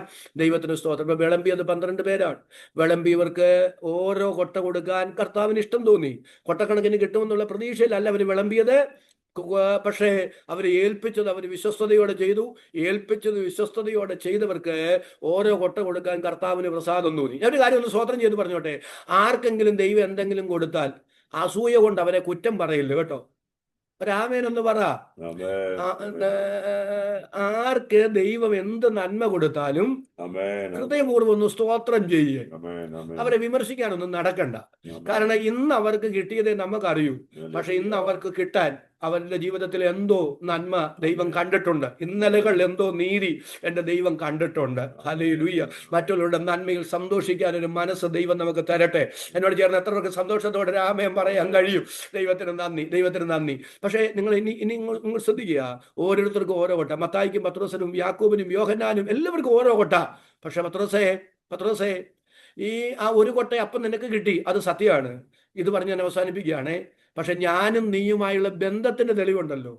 നിനക്ക് കിട്ടിയ ഒരു കൊട്ട അപ്പം അല്ല. അപ്പമൊക്കെ ഞാനായി തന്നതാ, ഞാൻ മിച്ചം തന്നതാ, ഞാൻ വാഴ്ത്തിയതാ, ഞാൻ നുറുക്കിയതാ, ഞാൻ നിനക്ക് തന്നതാ. പക്ഷേ അബദ്ധം പറ്റരുത്. ഞാനും നീയുമായുള്ള ബന്ധത്തിന്റെ തെളിവുണ്ടല്ലോ. നിനക്ക് കിട്ടിയ കൊട്ടക്കണക്കിന് അപ്പമല്ല, നീ എന്നിൽ നിന്ന് പ്രാപിക്കുന്ന കഴുകലാണ്. എത്ര പേർക്ക് ആദരം തുടർന്ന് സന്തോഷത്തോടെ ദൈവത്തിന് സ്തോത്രം ചെയ്യാൻ കഴിയും? പ്രിയപ്പെട്ടവരെ, ഭൗതിക നന്മയൊക്കെ ദൈവം തന്ന ദാനമാണ്. പക്ഷെ ഭക്തിയുടെ മാനദണ്ഡം അതും മാത്രമാണെന്ന് ചിന്തിക്കരുത്. ഹല്ലേലൂയ. ഭൗതികമല്ല, കർത്താവുമായുള്ള ബന്ധത്തിന്റെ തെളിവ് അതിനേക്കാൾ ഉപരി കർത്താവിൽ നിന്ന് പ്രാപിക്കുന്ന കഴുകലാണ്. ആ കഴുകൽ എന്താണെന്ന് എനിക്ക് വിശദീകരിക്കണം എന്ന് ആഗ്രഹം ഉണ്ടായിരുന്നു. പക്ഷെ ഞാൻ എന്റെ വാക്കുകൾ നിർത്തുന്നു. ദൈവത്തിന് സ്തോത്രം. 1 തെസ്സലോനിക്ക ലേഖനം 4-ാം അധ്യായം 3-ാമത്തെ വാക്യം. ദൈവത്തിന്റെ ഇഷ്ടമോ, എല്ലാവരുടെ ആമേൻ പറഞ്ഞ് ദൈവത്തിന്റെ ഇഷ്ടമോ നിങ്ങളുടെ ശുദ്ധീകരണം തന്നെ. ഇബ്രായ ലേഖനം 12-ാം അധ്യായം 14-ാമത്തെ വാക്യത്തിൽ ഇങ്ങനെ വായിക്കുന്നു: സകല മനുഷ്യരോടും സമാധാനമാചരിച്ച് ശുദ്ധീകരണം പ്രാപിപ്പാൻ ഉത്സാഹിക്കുക. അടുത്തത് എന്നെ ഗൗരവമായി ചിന്തിപ്പിക്കുന്നതാണ്. ശുദ്ധീകരണം കൂടാതെ ആരും കർത്താവിനെ കാണുകയില്ല. എത്ര പേർക്ക് സന്തോഷത്തോടെ ആ വാക്കിന് ആമേൻ പറയാൻ കഴിയും? ശുദ്ധീകരണം കൂടാതെ ആരും കർത്താവിനെ കാണുകയില്ല. എന്റെ പ്രിയരെ, 2 കൈയും കൂപ്പി പിടിച്ചുകൊണ്ട് ഞാൻ പറയുകയാണ്, നമ്മുടെ വാഴ്ത്തപ്പെട്ട കർത്താവ് വരുന്നു. നമ്മുടെ തലയ്ക്ക് മുകളിൽ ഒരു നിത്യതയുണ്ട് പ്രിയരേ. ഈ മണ്ണ് താൽക്കാലികമാണ്. ഇവിടുത്തെ ജീവിതം ഹ്രസ്വമാണ്. അത് വേഗം തീരുമേ, അത് പെട്ടെന്ന് തീരുമേ. നമ്മൾ ഒരിക്കലും മണ്ണിനോട് വിട പറയേണ്ടവരാണ്. നമ്മൾ കർത്താവിന്റെ അടുക്കൽ ചെല്ലേണ്ടവരാണ്. കർത്താവിന്റെ അടുക്കൽ എത്താൻ, നിത്യതയിൽ എത്താൻ ശുദ്ധീകരണം കൂടിയേ പറ്റൂ പ്രിയരേ. എത്ര പേർക്ക് എന്നോട് ചേർന്ന് സന്തോഷത്തോടെ ആമേൻ പറയാൻ കഴിയും? ദൈവത്തിന്റെ ഇഷ്ടമോ നമ്മുടെ ശുദ്ധീകരണമാണ്. സകല മനുഷ്യരോടും സമാധാനം ആചരിച്ച് ശുദ്ധീകരണം പ്രാപിപ്പാൻ ഉത്സാഹിക്കണം. ശുദ്ധീകരണം കൂടാതെ ആരും കർത്താവിനെ കാണുകയില്ല. അംഗം പൊരുതുന്നവർ സകലത്തിലും വർജനമാചരിക്കുന്നു. അവർ വാടുന്ന കിരീടം പ്രാപിക്കാൻ വർജനമാചരിക്കുന്നെങ്കിൽ വാടാത്ത കിരീടം പ്രാപിക്കാൻ എന്നേക്കും നിലനിൽക്കുന്ന അതിശ്രേഷ്ഠമായ ഒരു നിത്യത പ്രാപിക്കാൻ നാം എത്ര ഗൗരവമായി ആത്മീക ജീവിതം നയിക്കണം. നാം എത്രമാത്രം വർജനമാചരിക്കണം. എത്ര പേരാധനങ്ങൾ തുറന്ന് ദൈവത്തോട് പറയും, കർത്താവേ, അങ്ങ് തന്ന ഭൗതിക ദാനങ്ങൾക്കും നന്മകൾക്കും നന്ദി പറയുന്നു. എന്നാൽ അതെല്ലാം ഈ ഭൂമിയിൽ എനിക്ക് ആവശ്യമുള്ളത് മാത്രമാണ്. എന്നാൽ എന്നേക്കും നിലനിൽക്കുന്ന എന്റെ മാനുഷിക ബുദ്ധിക്കും യുക്തിക്കും പിടികിട്ടാത്ത ഒരു വിലയേറിയ നിത്യത എന്റെ തലയ്ക്ക് മുകളിലുണ്ട്. ആ നിത്യത മറന്ന് ജീവിപ്പാനിട വരരുതേ. ആ നിത്യതയ്ക്കായി എന്നെ ഒരുക്കണമേ. ആ നിത്യതയ്ക്കായി എന്നെ ഒരുക്കണമേ. നമ്മുടെ കാര്യങ്ങൾ മുകളിലേക്ക് ഒന്ന് ഉയർത്തിപ്പിടിക്കാം. ഒരുമിച്ച് നമുക്ക് ദൈവത്തോട് സ്തോത്രം ചെയ്യാം. ഞങ്ങളുടെ പ്രിയ പിതാവേ, പ്രസംഗിച്ച ഞാനും പ്രസംഗം കേട്ട അങ്ങയുടെ ജനവും ഒരുമിച്ച് സമർപ്പിക്കുന്നു. കർത്താവേ, അർഹതയില്ലാത്ത ഒത്തിരി അനുഗ്രഹങ്ങൾ, ഔദാര്യങ്ങൾ ദൈവം ഞങ്ങൾക്ക് തന്നിട്ടുണ്ട്. എല്ലാം ദൈവത്തിന്റെ ദാനമാണ്. കഴിവുകൊണ്ടോ മിടുകൊണ്ടോ യോഗ്യത കൊണ്ടോ ഞങ്ങളായി വെട്ടിപ്പിടിച്ചതല്ല. എല്ലാം ദൈവത്തിന് ഞങ്ങളോട് കരുണ തോന്നി തന്നതാണ്. എന്നാൽ എന്റെ ദൈവമേ, ആ ഭൗതിക നന്മകളിൽ ഞങ്ങൾ തൃപ്തിപ്പെടുകയും ആ ഭൗതികതയാണ് വലുതെന്ന് ചിന്തിക്കുകയും അങ്ങനെ ഒരിക്കലും ഞങ്ങള് വലഞ്ഞു പോകാൻ ഇടവരരുതേ. അതിനൊക്കെ അമിത പ്രാധാന്യം കൊടുത്ത് അതിനുവേണ്ടി ദൈവത്തെ പിൻപറ്റാതെ, അതിനുവേണ്ടി ദൈവത്തെ സേവിക്കാതെ, അതെല്ലാം ഇവിടം കൊണ്ട് തീരുന്നതാണെന്നും അതിനേക്കാളുപരി നിത്യതയാണ് ഞാനിതൊന്നും കർത്താവിന്റെ അടുക്കൽ ഞങ്ങൾ ചെല്ലേണ്ടുന്നവനാണെന്നുള്ള ബോധ്യത്തോടെ ഗൗരവപൂർണമായൊരു ക്രിസ്തീയ ജീവിതം നയിക്കാൻ ഈ പകലത്തെ സന്ദേശത്താൽ ഞങ്ങൾക്ക് കൃപ തരണമേ. ഞങ്ങളുടെ വിലപ്പെട്ട ദാസൻ വർഗീസ് പാസ്റ്ററും അദ്ദേഹത്തിന്റെ കുടുംബത്തെയും ബഹുമാന്യരായ സഭാംഗങ്ങളായ ദൈവമക്കളെയും അങ്ങയുടെ നാമം ചൊല്ലി അനുഗ്രഹിക്കുന്നു. പ്രാർത്ഥന കേട്ടതുകൊണ്ട് നന്ദി. യേശു ക്രിസ്തുവിൻ നാമത്തിൽ തന്നെ പിതാവേ, ആമേൻ, ആമേൻ, ആമേൻ. ഇങ്ങനെ സൂം പ്ലാറ്റ്ഫോമിൽ നിങ്ങളോട് ദൈവവചനം ശുശ്രൂഷിക്കാൻ അവസരമൊരുക്കി തന്ന ബഹുമാന്യനായ കർത്താവിന്റെ ദാസനോടും മാന്യതയോ മക്കളോടും ക്രിസ്തുയേശുവിന്റെ നാമത്തിൽ നിസ്സീമമായ നന്ദി അറിയിക്കുന്നു. ദൈവം നിങ്ങളെ എല്ലാവരെയും സമൃദ്ധിയോടെ അനുഗ്രഹിക്കട്ടെ. Thank you.